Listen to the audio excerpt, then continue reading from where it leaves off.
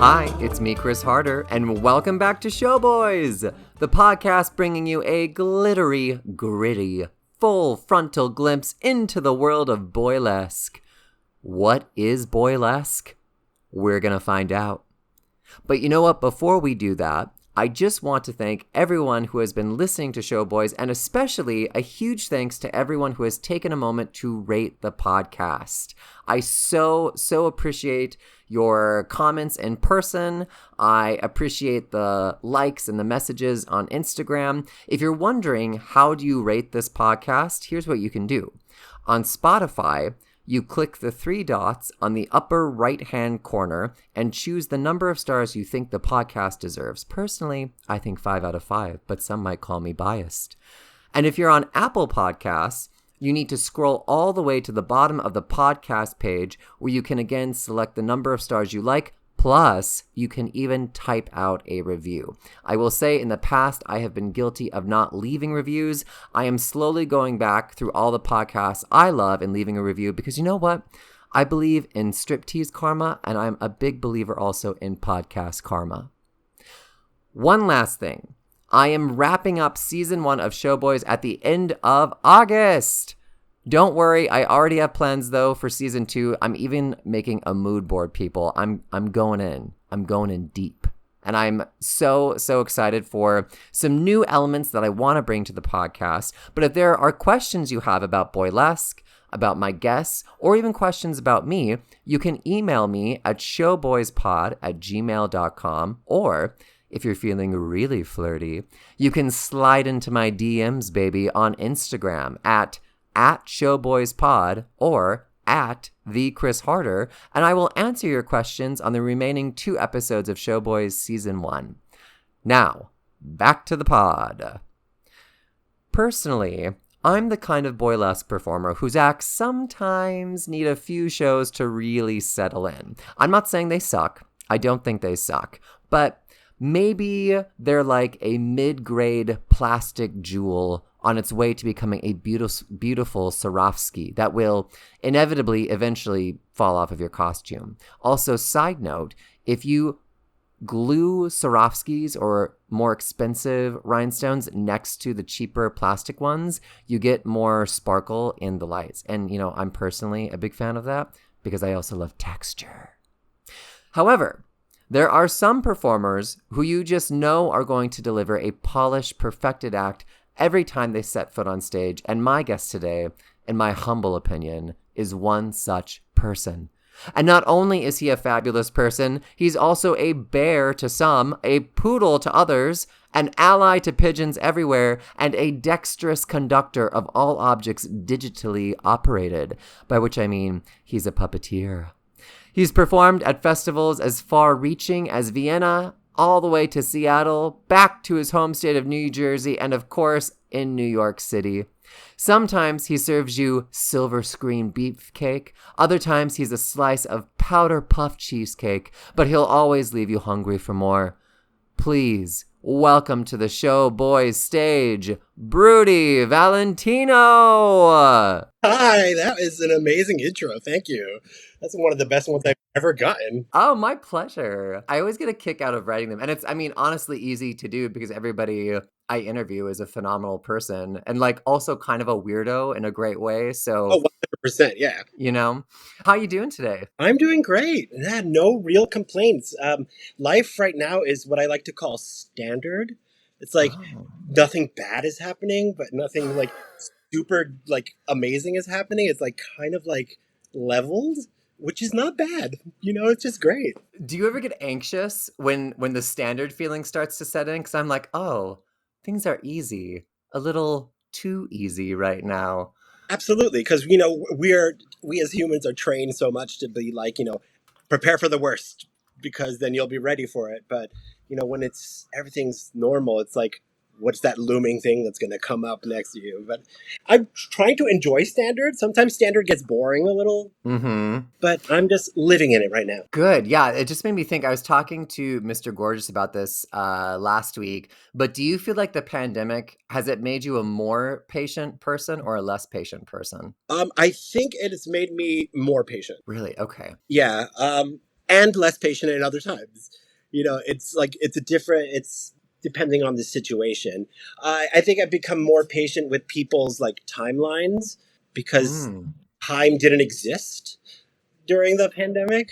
You mean like patient with other people being like, oh, I'll get back to you, or just giving them more time? Absolutely. See, I think you're just a better person than me because I'm I'm not patient. And when I email somebody or when I ask somebody something, I expect an answer before I even hit send. So I don't know what that says about me. If my boyfriend is listening right now, he's probably rolling his eyes, but I'm trying. I'm trying to work on patience. I mean, I guess in some ways burlesque requires patience. Actually, you know what? That's a wonderful segue into the questions that I have created for you. First off, let's start from the very beginning. Okay. You're from Elizabeth, New Jersey, right? You did your research. Yeah, I am. I sure am. How is Elizabeth? Elizabeth is, it's, first of all, it's huge. This Hmm. town is like ginormous huge. So I always consider Miss Elizabeth to be like a bevy of contradictions because you have like the real like low income areas, and then you have like the super wealthy area, and the twain like never meet. They know of their existence, but they never like come together in any way, shape, or form. It's like a turf war where nobody's battling. Oh my God. So are you from the wrong side of the tracks in Elizabeth? Or are you from the right side? I'm from the middle. Like I dipped my toe in both of the sides. The wrong side of the track was always much more fun. Right. Yeah, but yeah, I spend most of my time on the wrong side of the tracks. Absolutely. So you were actually born on the tracks and you kind of just like switch off from. Yeah, I'm right on that track. I love it. We love versatility in Elizabeth. What do you think is the biggest misconception about New Jersey? Because as I was reading this, I was like, oh yeah, New Jersey is always, it's like any MC, as soon as they find out an audience member is from New Jersey, there's always like that immediate crack about the state. But I know personally, I've actually had really pleasant experiences in New Jersey. But what do you think is, why do people hate on Elizabeth? Jersey always has had a bad reputation. You could go back to like 1960s and 70s sitcoms, and Jersey would come up as like the place where you don't want to go. And I don't know, it's because if most of those were set in like New York, and it's like looking down at Jersey, but Jersey, like I said, has a bad reputation. I mean, it's not called the Garden State for no reason. It has Right. some truly beautiful areas. And I think a lot of people get down on Jersey when they take that, like the Lincoln Tunnel or whatever, and they go across right into Jersey. And there's a certain, because it's swamp area, so it's the Meadowlands. So Mm. there's a certain like aroma of natural Oh. breakdown that people are just like, this is New Jersey. But it's gorgeous once you get past that. I love it too. And it's like New Yorkers are so judgmental sometimes because it's not like New York is smelling any fresher. No, I mean, we've all been in New York in the summer. I was just gonna say, yeah, It's funky. we're approaching hot trash aroma season. So Absolutely. New Jersey also has like a lot of like hidden, well, they're not really hidden, but like these gems of like really strong artistic work. You have like the Paper Mill Playhouse, which a lot of Broadway shows, like that's where they start, and then they go on to Broadway. And you have like George Street Playhouse, and can't remember the one that's in Princeton, but you have like these huge like bastions of theater there. But no one ever thinks about that. They always think about malls and diners. yeah, I think it's also because, everyone talks about the Bridge and Tunnel crowd coming in for the weekend. But Yeah, now I feel like the Bridge and Tunnel crowd actually lives in Manhattan, especially post pandemic. So like basically New York City has become New Jersey. absolutely. I don't know. I guess we all got to go to Elizabeth now. I need a garden. I want a garden in New Jersey. What brought you then to New York City, and how did you get your start in burlesque? Okay, so just two completely things. I've been coming to New York as a kid. We always came to New York to see like shows, see ballets, and things like that. But me personally, I came to New York when I would started about like I would say age 14, 15, because I have been 6'2" since like the age of 13, and height equates age. So I would go to like all these clubs and stuff like that as like a 15-year-old kid, and it was like in the 90s where like you had your club kids. So I would come up with like a club kid look, and I would go to the bouncer, and the bouncer would ask me for ID, and I would just look at him in his big old like sassy voice. It was like, there's no room for ID on this. And they would let you in because they wanted the people who were dressed up to be atmosphere. That is so amazing. That just made me think when I first started go-go dancing in New York City, I would forget my ID all the time. Mhm. And so if I wanted to go out, I would run up to the doorman and be like, I'm working tonight, and flash my jock strap, and then they would let me in even if I wasn't working. But what were some of the clubs that you would get into, and what were some of the looks that you would pull? Oh, it was always goth. I was a huge goth. I would like have like a crown of thorns made out of barbed wire that was rigged to bleed. Oh my. Black wedding dresses and all that stuff, really gender bending goth kind of stuff. And I would go to like Limelight, the Tunnel. My favorite was John Hill's, which would have a night called SqueezeBox. It was Yes. all like these. It was like a punk bar, but queer, but not, but like.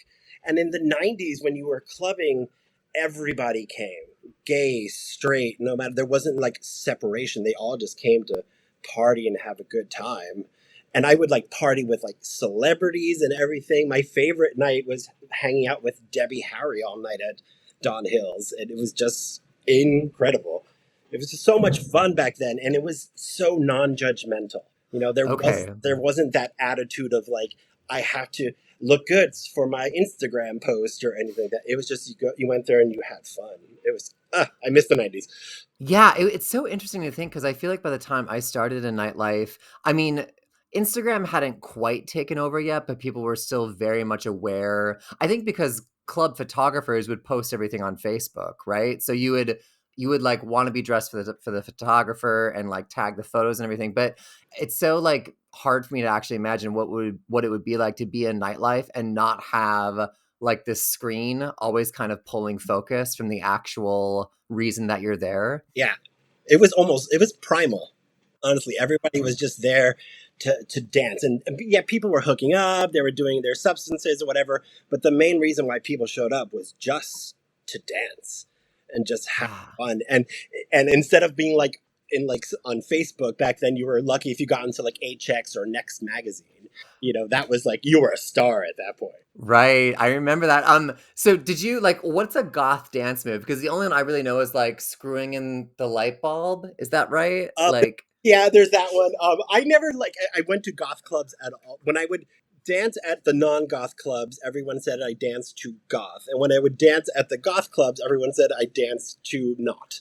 So it was weird. Like I never danced what the atmosphere was. I just did my own thing. so that I'm imagining you in a crown of thorns, blood coming down your face, black wedding dress, and then like I don't know, like slow seductive. I don't even know what goth dancing is actually. It's a strange cornucopia. It's on the downbeat rather than the upbeat. Um, Oh. there's a lot of arms going on. There is, you definitely create yourself a perimeter because if you get too close, someone's going to smack you in the face. One day I'll have to show you. Yeah, okay, next time we're booked together, I want a goth dancing lesson. Sure. So then how did you make the transition then from new age Jesus Christ bridal to the actual burlesque stage then? I was friends online for quite a few years with someone that we both know, Matt Knife. Yeah. And he messaged me once that he was going to be the TA for the Boylesque series that the New York School of Burlesque was doing, taught by Jonny Porkpie. And I was like, yeah, you know what? I'll do it. Whatever. It was supposed to be like a one-time bucket list kind of thing. Just like, yeah, why the fuck not? Oh, can I curse? Is that okay? Yeah, oh yes, please. We encourage lots of cursing on the pod. Fucking great. I love it. Okay. And then I almost didn't do it. Like there was up to like 2 days before you could like say you weren't going to do it and you would get your full refund back. But then I was just like, whatever. I did it. And I took that class and it was fantastic. It was like a 5-week act development. And then you would have your debut performance in a showcase at the Slipper. And we had like Tigger came in and taught us a class, Evil Hate Monkey, Mr. Gorgeous, they all came in. And I took the class, and when I went in there, I had no concept of what boylesque was because I knew what burlesque was. But Mhm. boylesque doesn't have like a blueprint or Yes. any kind of like road that you can really follow. But when I got there and I saw it, I was like, oh my God, this is silent film. This is telling a story through your body with music in the background. And then as I got further into the class, I was like, oh, this is musical theater, but taking your clothes off. So I was like, oh, I Yeah. can do this completely. And I created my first act, and I did the showcase at the Slipper Room. And there were some producers and people in the audience, and they were like, oh my God, who are you? Like, my favorite was that the rumor for a little while was that I just like moved here from a new city and I was performing somewhere else. And I was like, okay, fine, think what you want. But it was just, I Yes. instantly fell in love completely. And I kept going to see other shows and learning and seeing what was out there. And then starting to develop like my own style and aesthetic. And while I was doing that, I was looking at all these other Boylesque performers. You were one of them. Tigger was one of them. Ray Gunn and everything. And I was looking at all you guys, and I thought, now, and this is going to sound probably a little, I don't know, narcissistic is not the word, but I was like, what's missing? Sure, yeah. And what I didn't see was a lot of like drama. Like Drama. How was that? I was like, oh, and like I've said on many a date, that's a hole that needs to get filled. So I would just like, and that's how I started to develop who I was as Broody Valentino. Yes, filling the drama hole. Yes. I wanted to touch base on a few things you said.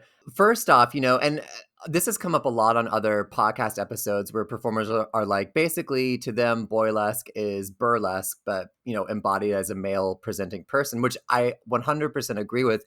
I do think, though, a distinction for me is that there isn't this direct line to a kind of classic golden age of Boylesque, right? We have female embodied burlesque, Right. Which is from its inception in the mid 19th century. So it's interesting to me because I feel like when I think of your acts, I absolutely think of silent films. I think of musical theater. I think of storytelling. And really, I think all great burlesque acts tell a story, even if it's just, again, quote unquote, classic burlesque. Also, that made me think, I'm sure you've heard of Violet Chachki, right? Of course. Yeah. So I don't know if you know this, but her reason for getting into drag was that she went to the Atlanta drag shows and said to herself, this isn't working for me. I don't see any glamour. And so she, like, that was her whole thing. I think that's really, I don't think that is egotistical or anything. I mean, if anything, it's when I ask performers to describe their aesthetics, I think we all do present a very specific take on masculinity or on performance. And the more that you can articulate that, what you want to see, the stronger it makes you as a performer. Absolutely. And it, like, not to get into like the like logistics, but it stamps a brand. You Yes. become that performer and if you do it well enough, when a producer is like, I need a performer who does ABC, you're the first one they think of. Yes, absolutely.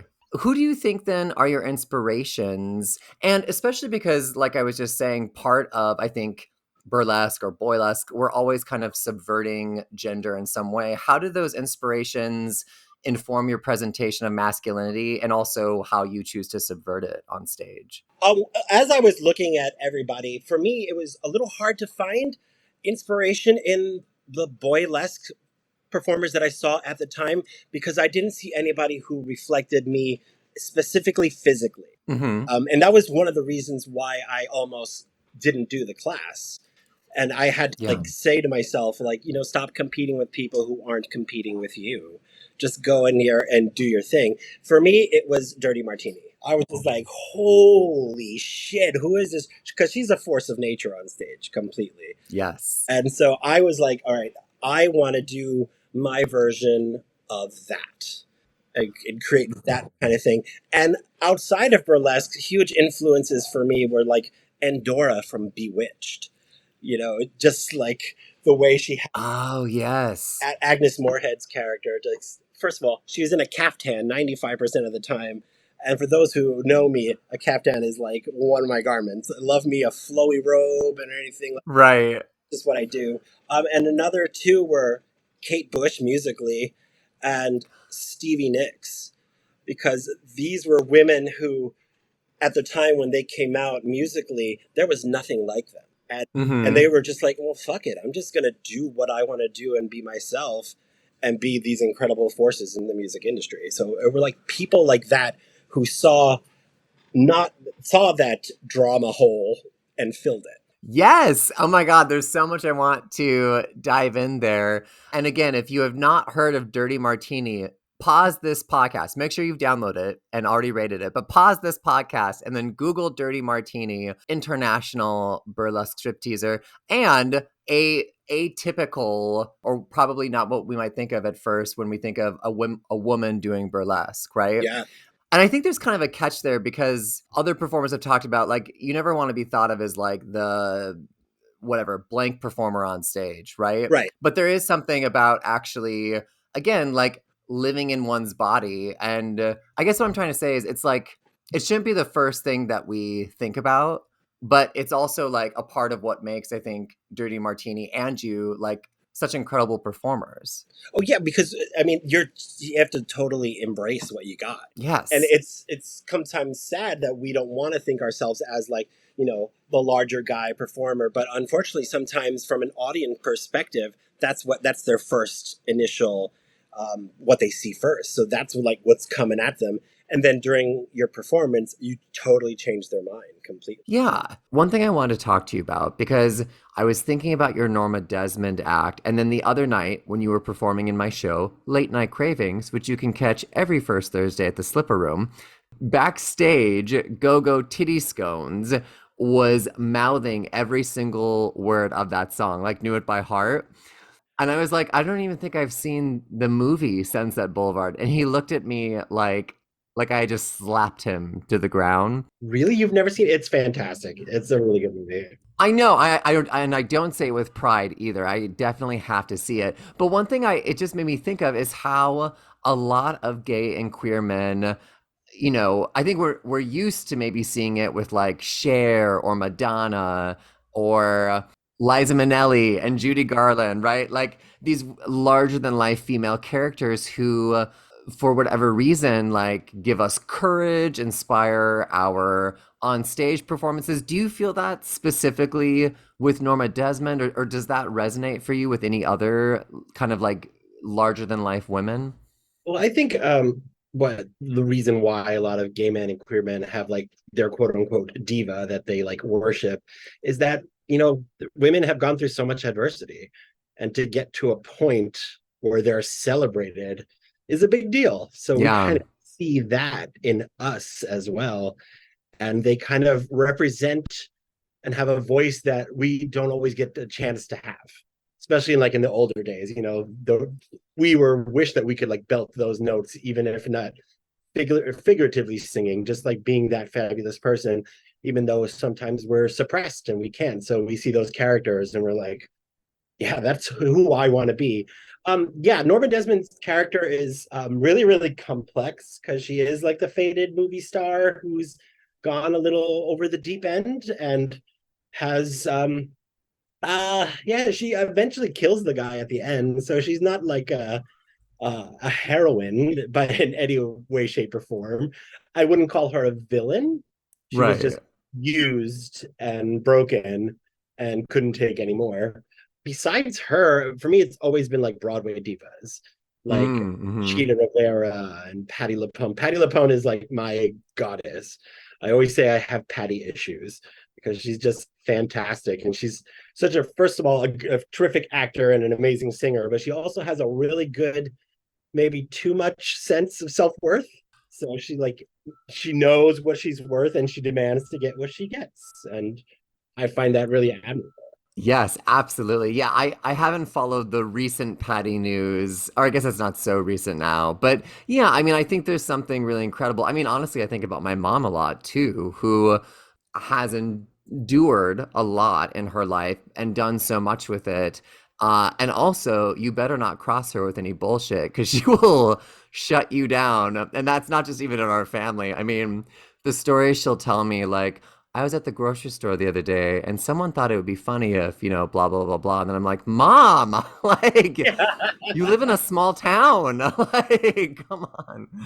Yeah. And it just made me think too, and maybe I'm reading too much into this, but I think there's something, because I talk to a lot of burlesque performers about how they interpret or subvert or celebrate or explore masculinity on stage. And I think being inspired by these women, kind of carrying that energy onto stage is another way that I don't even think I'm conscious of necessarily doing all the time, but is definitely there with me. Oh, absolutely, 100%. I mean, like for me personally in my work, I don't know if I say I subvert masculinity, but Hmm. I guess I do, but I don't do it on purpose. I'm just like living the art that I want to create. And even though I'm taking quote unquote like female presenting like movement garb or whatever you want to call it, it's not like I comment on, hey, I'm subverting masculinity now. It's just existing in this form. And if it's subverting it, awesome. If it's not, it is. I mean, it totally is, but I don't do it like on purpose. It's just what comes to me. And I guess I'm doing it subconsciously. I don't know. Yeah, well, I think there's also something too. Like, I like that one of the definitions of burlesque is to at least subvert expectations. And that I Yeah, think, is not a gendered action by any means. I think also subversion has a negative or almost like a dirty undertone to it. And absolutely. yeah, I think sometimes it's fun to indulge in that, but certainly like the act of existing does not have to be subverting, right? Sometimes I guess maybe that says something more about the people who are like, "Ooh, you're subverting this," and it's like, well, maybe I'm just being me, Yeah, you know. exactly. So Exactly. Yeah. Yeah. I do think that there's this general idea that neo burlesque is accepting of all body types. Have you found that to be the case then, as you've performed like with audiences and like with producers backstage? I think you saying it as it's a general idea is a great way of putting it. Yeah. Because yes, I've had quite great experiences where that has never become an issue, but I've had some really like crappy situations where it has been. Where like Hmm. just some examples, like recently, even I was doing a show. I'm not going to say the venue, so I don't want anything to get out there or anything. But this traveling performer came in, and she saw me in the dressing room, and she said, "Oh, what are you doing here? Are you here to help us?" And Oh my god. I was like, "Excuse me?" And she was like, "Well, you're here to like help us with the curtain and all that kind of stuff and everything." I was like, "No, no, hon, I'm here to perform." And she's like, "Oh, okay. So what do you do?" And I'm like, "I'm a stripper. I do burlesque." And she's like, "Really?" Oh my And I god. was like, "Why do you?" Why? And then I was like, "You know what? I'm not even going to continue this conversation because this is not going to Yeah. serve either of us right now because we're about to do a show." But it was just like, and there was another performer who was backstage, and her mouth was just like wide open, just like couldn't believe that what was coming out of this woman's mouth. It was crazy. Yeah, I think a good rule is to just assume that if someone is like backstage getting ready, that they're a part of the fucking show. And to maybe like, I mean, completely. God. And I know like where she was coming from completely because you don't usually see, unfortunately, don't see too many guys of size doing this. And Hmm. I've had experiences where producers have booked me for a show, and then the venue gets back to them and says, "Oh well, that kind of look is not what we want to have on our stage." And then the owner of the venue has seen me in another show and come up to me and say, "Oh my god, I was so wrong. I would love to book you." And I'm like, "No, thank you." Yeah. I guess a couple of things there. You know, I will say that when I first moved to New York from North Dakota, as an out gay person, I thought I had all of my shit figured out, and that because I was openly gay in a small Midwestern town, that all of my work as a human being was essentially done, because Yeah. I was this like oppressed gay boy in the plains, right?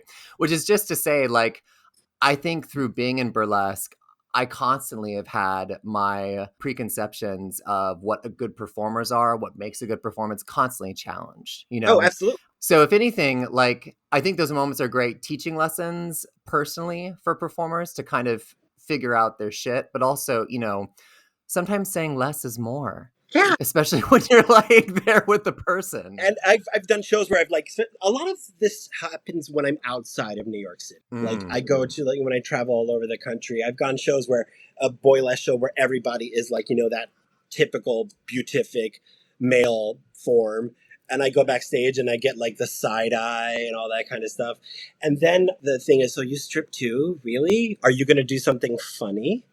Because there is that one big part of when I was creating my aesthetic and my work was I don't do much comedy in my stuff. There's Hmm. levity, there's moments, there's things.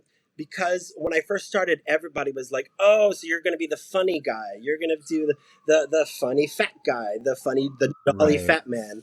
So for me, I like want to like I'm burlesquing that beauty standard of going Hmm. up there and creating something gorgeous and sensual and dramatic, so I don't fall into that stereotype of apologizing for what my body is. Yes, 100%. And I was going to say, I feel like, and again, this is as a cisgendered male looking into the burlesque scene, it seems like shows are more open to the idea of larger bodied women being in shows. And I know that's not the case for every show and that there's plenty of sizes and that happens there as well.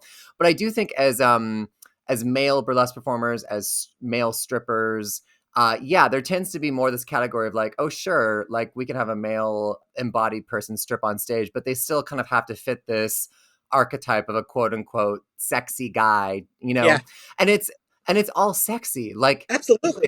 I'm not just saying this because you're here, but like your acts to me do make me laugh, but not at you. Like the powder puffs, the caftans, like that's all like humorous, but you're a sexy person on stage and you live that truthfully, you know? Yeah. It's I mean, I sometimes like when I get like new performers sometimes ask me like, what should I do and everything. I always say, don't try too hard to be sexy because you already are. Because if you're yes. pushing the sexiness so hard, it becomes inauthentic to a point. And just like live in your Hmm. sexiness, who you are, you can still do all the like sexy moves you want to do. But once you have like really seen who you are and the sexiness of yourself, it just screams volumes to the audience. Yeah, really. And it's something that I've had to think about with my own acts too. I promise this isn't just a podcast where I talk about myself after I ask you a question. But like my go-to thought when I'm creating an act is where are the jokes? And really in the past couple of years, I've tried to be like, where is the balance between the strip and the tease, right? Like, where's the balance between the sensuality and the humor? Because that I think, I really do. I think that is to me the definition of a great act. I hate it when I won't say who, there's one person in general who's like, unless I have an erection, it's not a good act. And I'm like, okay, hon, Oh. why don't you sit down and get a drink? But like, I don't, I don't need to make the audience rock hard. But again, like I think finding that balance between inviting desire and welcoming sensuality into the act, and then also like flipping the script on it, and then finding moments of levity, wit that transcends the act. I mean, no matter how sexy an act is, it's still campy as fuck. And we Right. have to just embrace that fact as well. This erection statement is very, very polarizing. People DM things all the time where you're just like, I didn't need you to share this with me, but now you've actually put this in writing, and so I'm going to save it. I'm going to save it for a rainy day. I guess it's my online burn book, but I'm probably never gonna air But it. it's there if you have the option, Exactly, collateral. though. So I was looking over your tagline, and if you work with me when I'm emceeing, I'm always asking people what their taglines are, partly just so I can like have something to introduce people with. But I was remembering that you are the teddy bear with claws. Do the claws ever come out? Oh, yeah. Oh, I mean, sometimes not all of them. Sometimes, like just the pinky claw comes out. Sometimes I never had to really bring out any of them much in the burlesque scene because Hmm. I tend to get along with most people because I'm really there as much as I love the camaraderie and everything. I'm there to do a show. I'm there to do Yes. like a really good show, and all the other friendliness and everything backstage. That's just the gravy on top of it, completely. But there has been some incidents where I'm just like, you need to stop coming at me. One time I got off stage when I was a newer performer, and this other performer just right the second I walked off looked at me and said, "I have notes." And so I looked her in the eye and I said, "So do I." And then I just walked off. So like, that's like a little jab of the pinky claw. So sometimes they come out. I'm no pushover. If I feel like you need just gonna sound if I feel you need to get scratched, you're gonna. But Woof. exactly. But there's really no reason because we're all there to do the same thing, entertain an audience, have a good time. So let the ego go and just have fun. Yeah, I do feel like especially after working in gay nightlife, that that kind of egotism and I have notes for you, or can I offer you a note? Uh, That's more on the rare side, I feel like, in yeah. dressing rooms. It definitely still happens. For me, sometimes I that's so irritating, but there's also I think there's a part of me that's like secretly in awe of people who either have no kind of sense of objectivity or self-perception or do and are just like, I'm here to help you. I mean, it's like so like they're so in their own world where I'm like, I don't know what planet you're on and I don't know if I ever want to visit, but Right, but you have to give them like a moniker of credit. Like to yes. have that just like self-delusion or super self-awareness, you don't know which one it is, that they can Yeah. just feel like I am going to help everyone and they're going to be so grateful.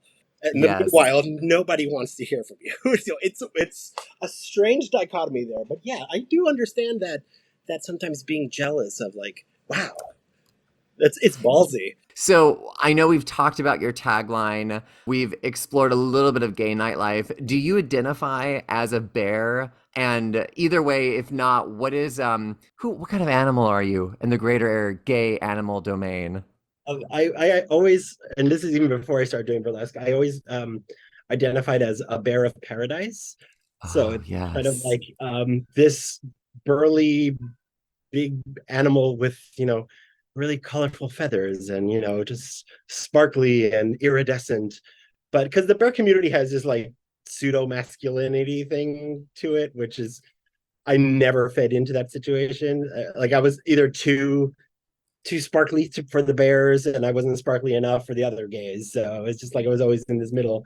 But yeah, I'm a bear of paradise. I love that. I feel like a lot of queer people, I mean, I know this is true for me. I spent a lot of my 20s like trying to figure out where I fit in and then just realizing actually where I fit in is when I'm with like a bunch of people who don't look like me, who have like a very different way of seeing the world and who I can have like a really fun, intelligent conversation with. That's where I fit in. Yeah, you fit in with the misfits. Yeah, Absolutely. Yeah, exactly. which I think is I don't know, a little bit. It's more genuine because you're not trying to fit a mold at all. Yeah, I also feel like, and maybe I just haven't had the best bear experiences. Sometimes I find, and I think this is true of like every gay social group, they're like, oh, well, the twinks think this and the bears think this and blah. And I'm just like, being me. And I'm like, baby, we're all wearing a uniform. Like, even when I'm Oh, trying not to wear a uniform, I'm wearing a uniform, you know? absolutely. The bears and their flannels and ball caps, it's all drag.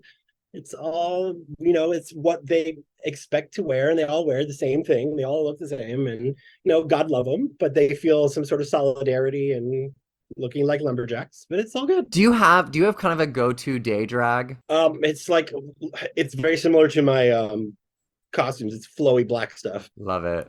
I always say I love an outfit that follows me 2 seconds after I leave a room. Yes. Just to give them a little, just to leave them wanting, you Yeah, know? absolutely. Like, oh, what was that? Let's The find out. spirit. Yeah, yeah. Beautiful. Yes, it is.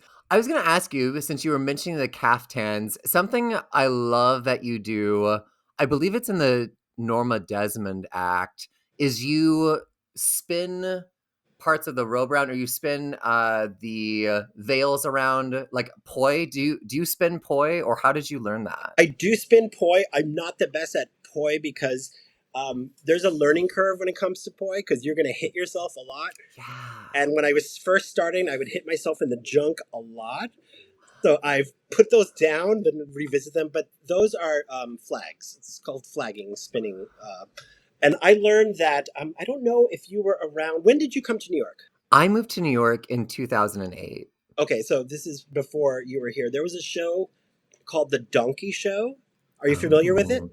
I mean, I'm familiar with the concept of a donkey show, but not this donkey Okay. show. So it was Midsummer Night's Dream set in a 1970s disco. And Yes. it was like one of the first like immersive things. Like the show happened all around you.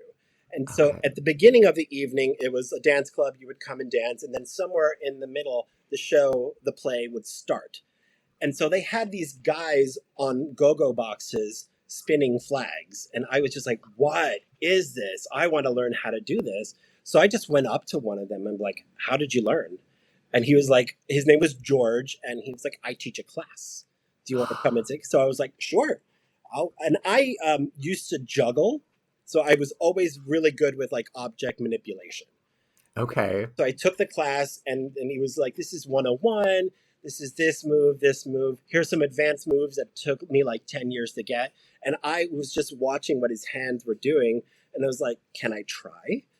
And I did it. And I did the move like the first day. So it was just like something that I just took naturally because I was used to working with my hands.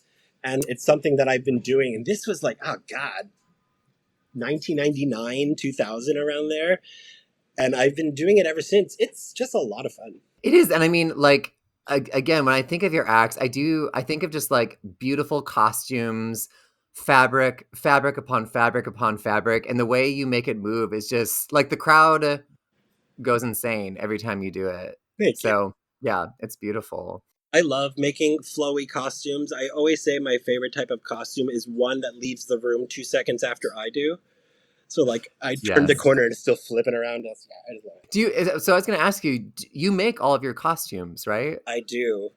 I learned how to sew in college because it was part of the thing. I was a theater major, and it was one of the things that we had to learn was sewing. And I enjoyed it, and I did it mostly because I didn't want to do the tech work and get dirty because it was just like filthy and all that stuff. So I was like, I'll be in the costume shop and I'll learn how to sew. And I enjoyed it. I've costume designed quite a few shows at college and in like professionally. And for me, it's just I can do what I want. You know, I don't have to worry about a designer like having their input or having to pay their labor when I can just do it myself. And I know that when it's broken, I can fix it.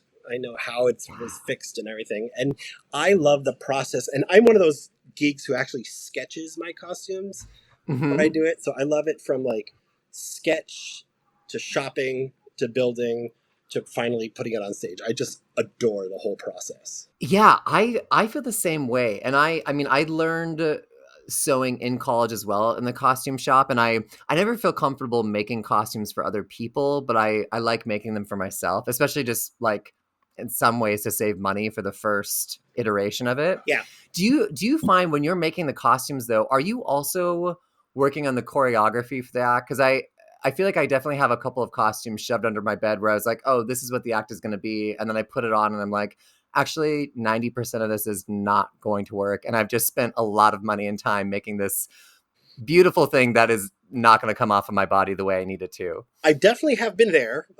I've gone that route. But most of the time I do think about it as it's going. Because I like to it's problem solving. I need a costume to do this. So I'm going to figure out what I need to do to create that look or that moment that I want. And then I also, I'm a serial rehearser. Like I will rehearse the fuck out of a number before I put it on stage for the first time.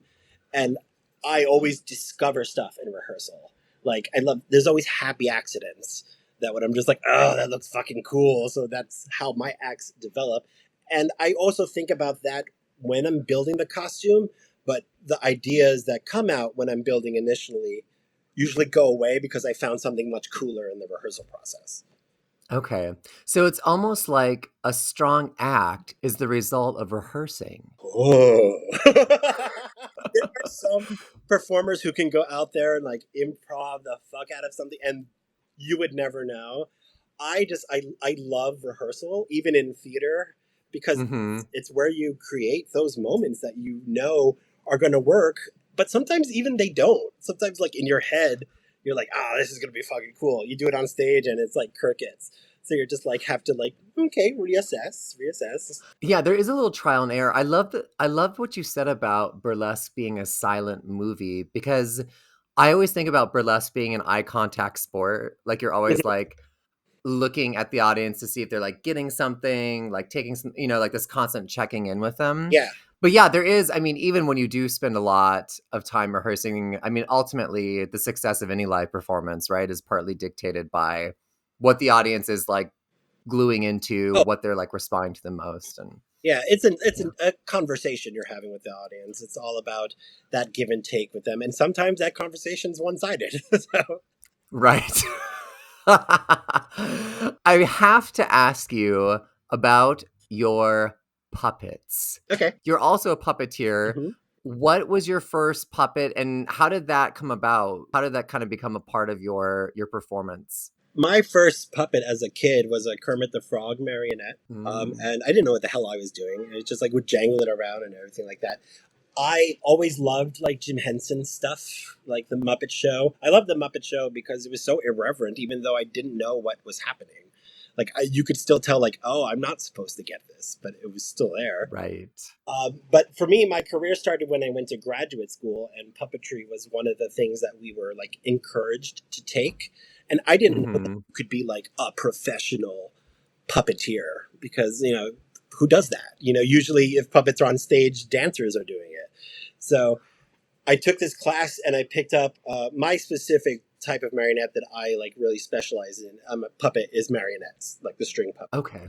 And I picked one up and the professor was like, how long have you been doing this? And I was like, 30 seconds. You just gave it to me. And so he was like, I'm going to get you jobs. So he would like send me out to like auditions and got me jobs. And I've worked all over the world doing marionettes and stuff like that. And yeah, now I'm full time at a theater that's in Central Park and we do marionette shows there. Yeah, I need to come see you. After we're done with this, I'm gonna ask you for all the details and where we can come. Do you have acts where you incorporate puppetry into your burlesque? Because I feel like I haven't seen any. It's weird because it's my day job. So like, and Sure. so burlesque and it's a really cool day job, but burlesque for me is and not only like another career, but it's also an outlet from my day job. So I have one, and I did it for a puppet burlesque show. But other than that, if I pick up a puppet, I'm like, ugh, I feel like I'm at work. So I don't incorporate that, but it'll probably show up eventually. I mean, it's a cool trick to bring out. Yeah, and there's a long history of burlesque and Oh yeah, puppets, or like burlesque and the half strip. uh-huh. I don't know if you've seen any of those old videos Yeah. of like, what do you think is one of the like the fundamentals of puppetry? Because again, not to hammer this home, but I feel like if someone was to ask me what's a core kind of principle of burlesque, I would say the strip and the tease. What is it for puppetry? I would say the core concept you have to do to have like a successful puppet performance is specificity. Because Okay. a puppet can't talk. It can't do the things that a human does. Even if you're giving it a voice and moving its mouth, it's still not creating that sound. So you have to make sure your performance is specific and clean to give off the effect of this inanimate object having autonomy. So I studied with this professor in grad school who, like, the first day of puppetry, she was like, before we move the puppet, you have to make the puppet breathe. Yeah. And so, like, the first hour was just like establishing the breath pattern, like the heartbeat Mm-hmm. of the puppet. And it was really incredible just to watch everyone around me. And we were using our hands, we were using like these kind of like atypical puppet structures, and just watching like people kind of have these aha Yeah. moments of like bringing a living being onto stage with them. And if you have like real good specificity, I have this one marionette piece where it's kind of somber and everything. And every time I've performed it, someone in the audience comes up to me and asks me, how did you make it cry? It Oh, doesn't.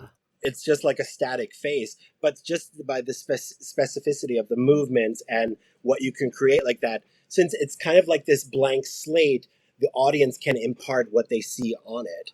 And I love when it happens. It's like a drug. It's like, yes, I did it. yeah.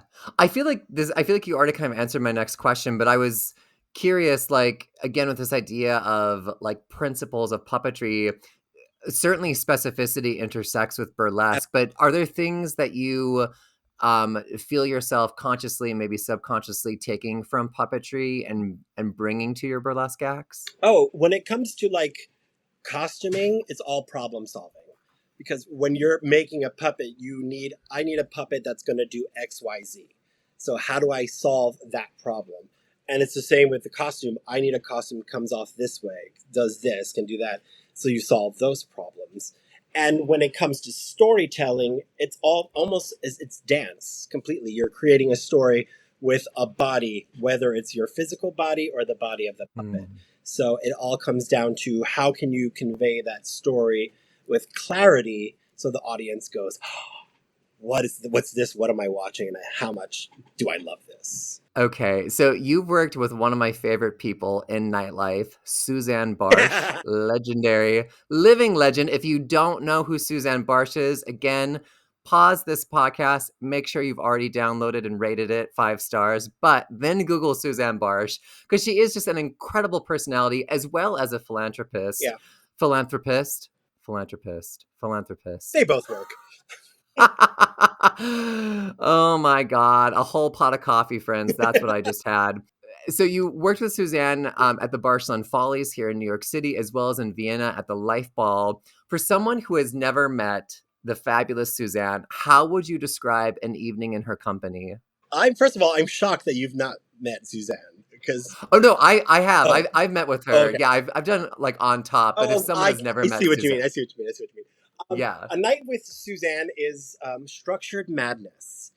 Yes. That's how I would put it, because yes, you have like a lineup of what you're doing and all that kind of thing, but then that quickly, I'd want to say, goes out the window, because there was never a window to begin with. You know, it's just all these weird artists and everyone all together, and they're there to have fun, but they're just so beautifully strange in the best way possible. No one is ever like mean or off-putting, but they're just so like, I don't even know, like from on another planet completely.